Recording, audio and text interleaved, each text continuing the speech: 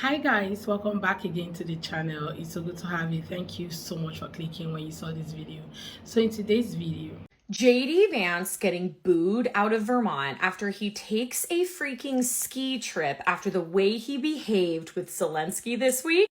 Gorgina. It's gorgeous. I love everything about it. Vermont, thank you. It's like hundreds of people lined the streets booing him. Go to the Courier. There's some great audio.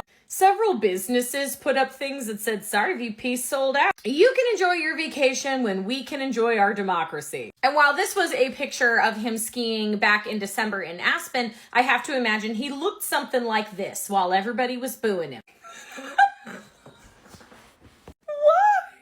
Why does this outfit not look right on him when it is a perfectly normal thing to wear skiing? Why does it look like that? Anyway, I digress. So they were trying to ski on one half of the mountain, and the protesters figure out how to get over there because they live there, and they just popped over to the other side, and they had to evacuate them from an undisclosed location to get them out safely. Yeah, these people, they look pretty scary. But I, for one, am super glad people showed up to watch our tax dollars at work for a Vermont ski trip. And I hope that every day he's reminded how much people hate him.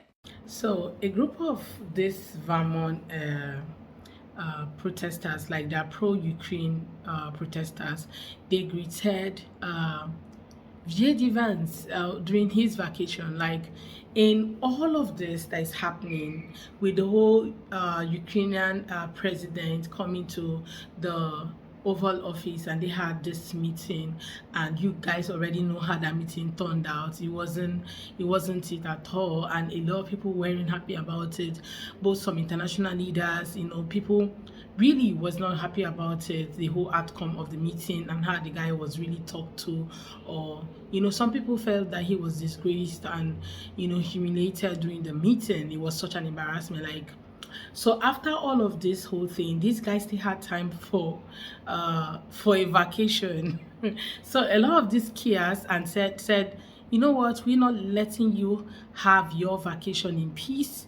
We are going to protest. And they all stood in the gap. Some of them talked about so many things, the reason why they are protesting and how people are losing their jobs, and with the whole Ukraine thing, and them not supporting Ukraine because of some things that happened, some of the dialogue they tried to have that didn't work out eventually. So they decided to have that protest to make him not have fun during his vacation. You guys, what do you think about this? Okay, please go ahead and subscribe to my channel if you haven't already, and do give this video a thumbs up. Let's go check out some other videos I've gathered for you guys.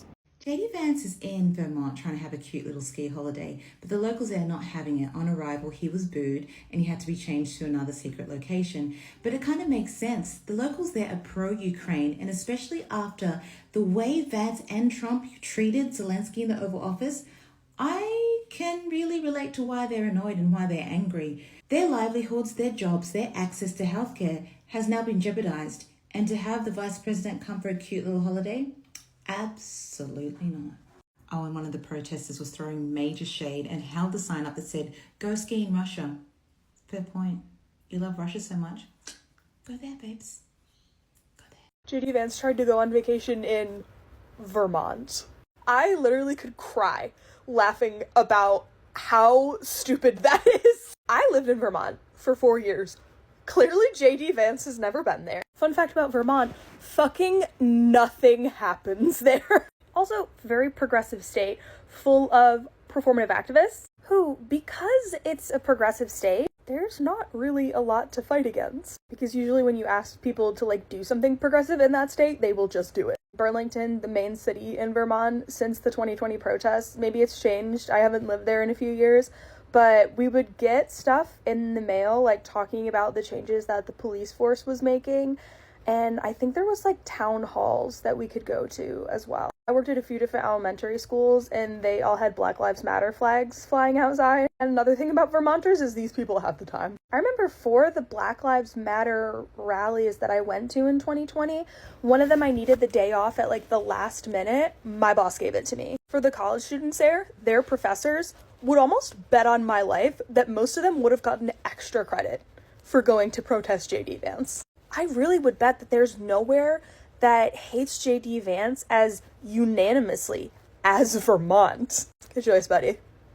Maybe go to Colorado next time.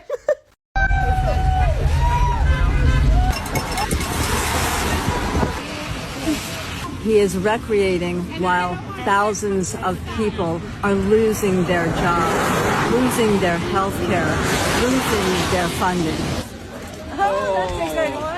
This is a group of people who has always been supportive of standing with Ukraine. However, I think yesterday's performance at the White House has probably galvanized even more people to come out today. After what he did yesterday, he crossed the line. Then, after the meeting yesterday with Zelensky, I feel like all of America should be out here protesting. Imagine a vice president getting booed by his own people while on vacation. Like, his own people while on vacation. And they're like, you know what, we're not taking this. You're not going to do or act as if there's nothing happening or nothing has happened in the past 24 hours, and all of a sudden you're going to have a family vacation.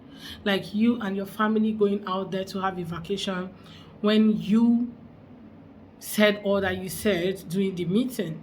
They felt like, it was not going to happen. That, you know what, we are coming out to let you know our peace of mind. And I did a little research about this Vermont, and I found out that these people are not really people that keep calm when things happen, right? And another thing is that they have like group of people who support Ukraine. A lot of them do support Ukraine, okay? And you saying those things about Ukraine and telling it to their president, they didn't want to take it. And everybody was happy for them that they came out and stood in the gap for every other person, that, you know what, Ukraine is not alone.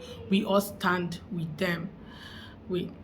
So after all of this whole thing, like, I watched those videos of that the Oval Office meeting, the press conference that they had, and I felt so bad for Ukrainian president, because he was really on a hot seat. You know, when they say people are you're going to have a hot seat, or you're going into a hot seat, that was what it was. I don't think that he actually thought that was going to happen, or he had in mind that was going to happen. I don't think so. I think he just wanted to come have a negotiation, say the talk, have the talk, and they all go home. Everybody will be fine, okay? Maybe contract signed or something signed, like, agreement signed, and everybody move on. But with the entire meeting and how it ended, I don't think anything was signed. I don't think anything is going to be signed soon. And I don't even know. But I felt so bad for him, because he was really in a tight position. Different angle. You have this person talking to him. You have this person talking to him. Then JD Vance telling him that, have you ever said thank you to America, or said thank you, or this is what the president wants to do for you. You should be great. Like, all of those things, actually, people watching it, if you watch those videos, you really like. Then aside that, you're also having that, what's the name of that? I don't even know. I know a lot of people actually brought out the face of the man and his full name, his government name. The journalist who was talking about, what was he talking about again? The man who was talking, asking him if he doesn't have a suit, doesn't he wear a suit? Like, in the midst of all of this, that's all you have to ask. Okay, that was all you have to ask. Now, there was also this other journalist who asked him if does he think that Trump is actually by his side? Does he think he's going to support him? Okay, and even Trump himself said that was a very silly question, because he knew that was silly in the first place, right?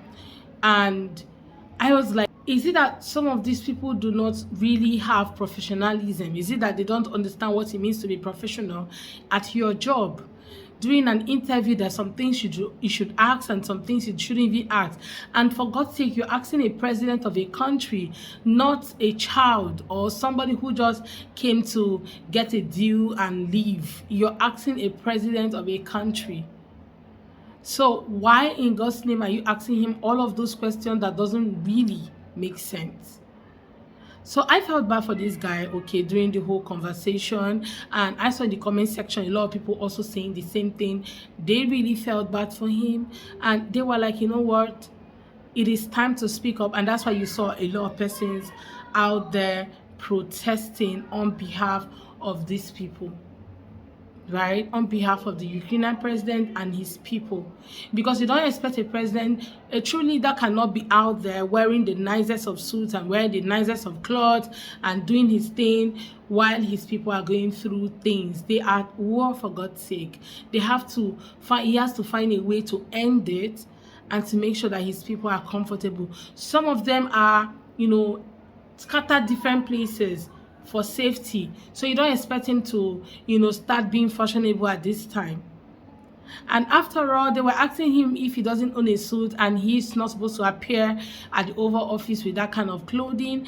And you guys forget that Elon Musk also do wear something like a t-shirt, even though he wears like a jacket to cover it up, but he doesn't wear. Has he worn a suit to the White House before? No, you guys answer me in the comments, really. I really want to know.